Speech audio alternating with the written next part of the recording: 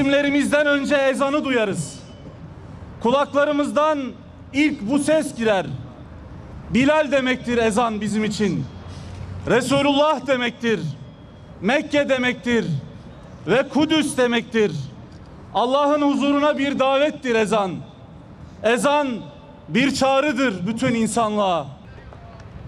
Siyonistlerin de asıl bitiremedikleri Filistin halkını bu şekilde yok etmek istiyorlar.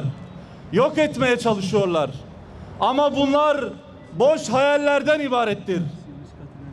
Her gün şehitler vererek büyüyen Filistinli çocuklar şehitleri de, şehitlerin davasını da, bu davanın ezanını da asla ve asla sahipsiz bırakmayacaklar. Kırıyoruz. Dünyanın diğer ucundan gelip Kudüs'ü işgal edenlere İstanbul'dan şu tavsiyede bulunuyoruz.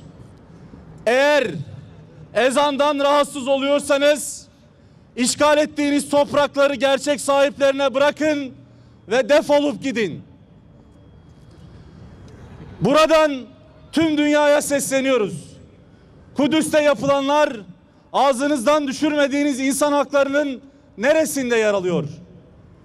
Ve en büyük çağrımız Müslümanlara, Müslüman ülkelere bu zulme dur demek için daha ne kadar bekleyeceğiz? Yapmış oldukları bu tasarının ve buna kalkışmalarının onlar için ne kadar kötü bir sona neden olacağını inşallah Allah-u Teala'dan niyaz ediyoruz.